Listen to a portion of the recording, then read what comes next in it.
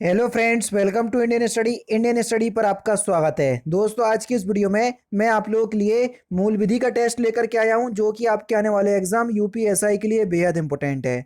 तो वीडियो को एंड तक जरूर देखिएगा, क्योंकि लास्ट में मैं आपसे क्वेश्चन ही पूछूंगा और उसका आंसर आपको कमेंट बॉक्स में बताना होगा। साथ ही साथ इस वीडियो की पीडीएफ डिस्क्रिप्शन में टेलीग्राम चैनल का लिंक दिया हुआ है, वहां से आप प्राप्त भी कर सकते हैं। पहला क्वेश्चन, स्त्री अशिष्ट रूपण प्रतिषेध अधिनियम 1986 कब लागू हुआ? तो ये अधिनियम कब लागू हुआ? तो सही आंसर हो जाएगा 2 अक्टूबर 1986 को। तीसरा ऑप्शन यहां पर आपका बिल्कुल करेक्ट हो जाएगा। स्त्री अशिष्ट रूपण प्रतिषेध अधिनियम की किस धारा में स्त्री अशिष्ट रूपण को परिभाषित किया गया? तो किस धारा में परिभाषित किया गया? तो आपका जो सही आंसर हो जाएगा वह हो जाएगा धारा 2 गा में। पहला ही ऑप्शन यहां पर आपका बिल्कुल करेक्ट हो जाएगा। स्त्री अशिष्ट रुपया प्रतिषेध अधिनियम में परिभाषित विज्ञापन के अंतर्गत आता है। तो इसके अंतर्गत क्या आता है सर? सूचना, परिपत्र, लेबल, ये सभी आते हैं। चौथा ऑप्शन करेक्ट। स्त्री के अशिष्ट रूपण में, रूपण से यहां पर ये रुपया लिखा है, यहां पर भी रूपण ही होगा, ठीक है ना, ध्यान करना है इसे। स्त्री के अशिष्ट रूपण में या रूपण से संबंधित विज्ञापनों पर किस धारा के अंतर्गत प्रतिषेध किया गया है? तो किस धारा के अंतर्गत प्रतिषेध किया गया है? सही आंसर हो जाएगा धारा 3, दूसरा ऑप्शन करेक्ट।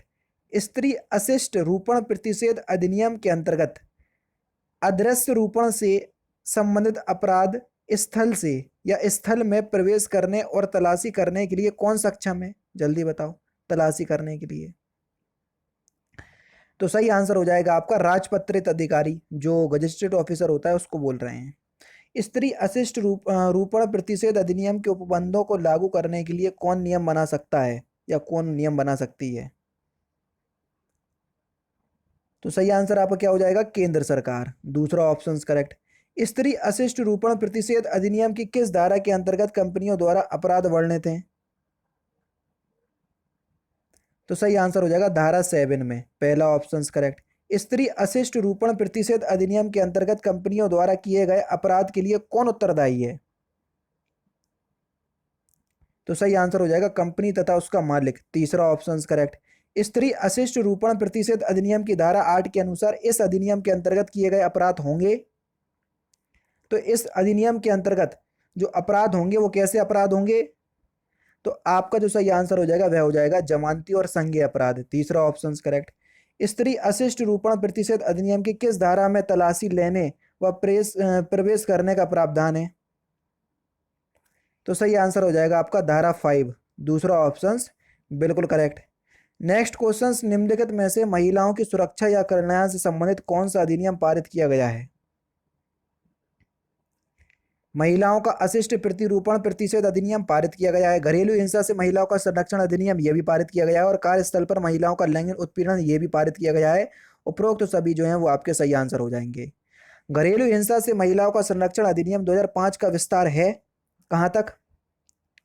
भैया ये संपूर्ण भारत पर है। पहले ये था जम्मू कश्मीर के सिवाय संपूर्ण भारत पर, लेकिन जम्मू कश्मीर प्रेजेंट टाइम में क्या है सर? एक केंद्र शासित प्रदेश, इसलिए ये अब संपूर्ण भारत में है, ठीक है।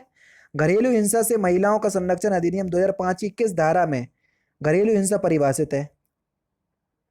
तो किस धारा में घरेलू हिंसा परिभाषित है? धारा 3 में, पहला ऑप्शन करेक्ट। घरेलू हिंसा अधिनियम कब लागू हुआ? तो घरेलू हिंसा अधिनियम जो है वो कब लागू हुआ? 26 अक्टूबर 2006 को लागू हुआ। पहला ही ऑप्शन यहाँ पर आपका बिल्कुल क्या हो जाएगा सर? करेक्ट हो जाएगा।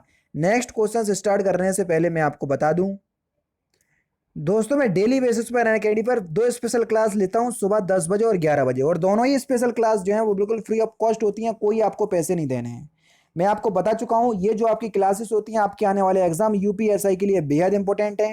हिंदी को बिल्कुल कंप्लीट करवा रहा हूं, अलंकार आपका टॉपिक चल रहा है। जो बच्चे यूट्यूब से अनअकैडमी पर आ रहे हैं उनको इतना मजा आ रहा है, मैं आपको बता नहीं सकता। मैं फिर वही बात बोलूंगा कि मैं अपने मुंह से अपनी तारीफ नहीं कर सकता। केवल एक बार आप मेरी क्लास में आओ, तब जाके आपको क्लास की क्वालिटी पता चलेगी, कितना क्वालिटी कंटेंट वहां पर मैं आपको प्रोवाइड करवा रहा हूँ, ठीक है। तो एक बार मेरे कहने से आओगे तो आपको सारी चीज़ें पता चलेंगी। बाकी इससे ज़्यादा मैं आपसे और कुछ कह नहीं सकता हूँ। एक बार मेरे कहने से आइए, मैं डिस्क्रिप्शन में लिंक प्रोवाइड करवा दूंगा। फिर भी आप नहीं पहुंच पा रहे हैं तो मेरा पूरा ट्यूटोरियल आपको बता दे रहा हूँ किस तरीके से आपको मेरी क्लास तक पहुंचना है। आप लोगों को सबसे ज़्यादा दिक्कत हो रही है मेरी स्पेशल क्लास लेने पे, जो रोज़ सुबह 11 बजे चलती है। आप जैसे ही अनअकैडमी पर अपना अकाउंट बनाएंगे तो आपके सामने ये विंडो खुल करके आएगी, तो आपको UP triple S C search करना है। यूपी ट्रिपल एस सी या स्टेट पीसीएस में आपको ये यूपी ट्रिपल एस सी देखने को मिल जाएगा। तो हमने ये देखो ये मिल गया यूपी ट्रिपल एस सी, तो हमने इसको सिलेक्ट किया। सिलेक्ट करने के बाद हमने हिंदी को जो है वो सिलेक्ट कर लिया, हमको हिंदी मीडियम से पढ़ना है।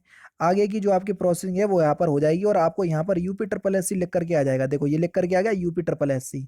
अब UP triple S C category में आपको कुछ नहीं करना, आपको जाना है ये सर्च पे और यहाँ पर आपको मेरा नाम सर्च करना है। मेरा नाम है तारिक सरवर, TARIQ, तारिक सरवर, ये मेरा नाम है। तो देखो मैं आपको वहां पर दिख जाऊंगा, ये दिख गया मैं, ठीक है। यहाँ पर जैसे ही आप करोगे तो आपके सामने इसको आप क्लिक करोगे तो मेरी सारी क्लासेस आपके सामने आ जाएंगी, जो आगामी क्लास होंगी वो भी आ जाएंगी। देखो ये सारी क्लासेस आ गई। अभी हाल ही में क्लास लेकर के हटा हूँ 37 मिनट पहले। तो आपको मेरी क्लास देखना है, सपोज करो यही वाली क्लास देखना है, तो मैंने क्लिक किया। तो अब क्या करना पड़ेगा सर, आपको क्लास अनलॉक करना पड़ेगी। जैसे ही मैंने आपको क्लास में किया तो अनलॉक कोड आपको मांगा है, तो अनलॉक कोड है आपका इंडियन स्टडी, जो कि हमारे चैनल का नाम है इंडियन स्टडी, कहीं भी कोई भी स्पेस नहीं है ये है। और इसको हमने अनलॉक कर दिया। अब आपके सामने क्लास अनलॉक हो गई। आराम से आप क्लास का लुफ्त उठाइए और डेली बेसिस पे आपके पास नोटिफिकेशन भी पहुंच जाया करेगी। अब आपको समझ में अभी आ गया होगा सब कुछ, ठीक है। अब मिलते हैं, जैसे भी आपकी क्लास होगी आप उस तरीके से देख लीजिएगा जैसा कि मैंने आपको बताया है। नेक्स्ट क्वेश्चन से आपको, ये घरेलू हिंसा अधिनियम कब लागू हुआ, तो आपको बता चुका हूं कि घरेलू हिंसा अधिनियम जो है वो 26 अक्टूबर 2006 को लागू हुआ। पहला ऑप्शन यहाँ पर आपका बिल्कुल करेक्ट होगा। घरेलू हिंसा अधिनियम के अंतर्गत कितने वर्ष से कम उम्र का व्यक्ति बालक कहा जाएगा, जल्दी बताओ। कितने वर्ष से कम उम्र का व्यक्ति, 18 वर्ष से कम उम्र का व्यक्ति जो है वो बालक की श्रेणी में आएगा। चौथा ऑप्शन करेक्ट। घरेलू हिंसा या घरेलू सिंह अधिनियम के अंतर्गत कौन बालक आता है, ये घरेलू हिंसा है, ध्यान रखना। तो घरेलू हिंसा अधिनियम के अंतर्गत कौन बालक आता है, तो आपका सही आंसर हो जाएगा दत्तक बालक, सौतेला बालक, पोषित बालक, सभी बालक आते हैं। चौथा ऑप्शन यहाँ पर आपका बिल्कुल करेक्ट। घरेलू हिंसा अधिनियम पर राष्ट्रपति ने कब हस्ताक्षर किए, जल्दी बताओ। तो आपका जो सही आंसर हो जाएगा वह क्या हो जाएगा, 12 जुलाई 2006 को, यानी कि इस क्वेश्चन का दूसरा ऑप्शन यहाँ पर आपका बिल्कुल करेक्ट हो जाएगा।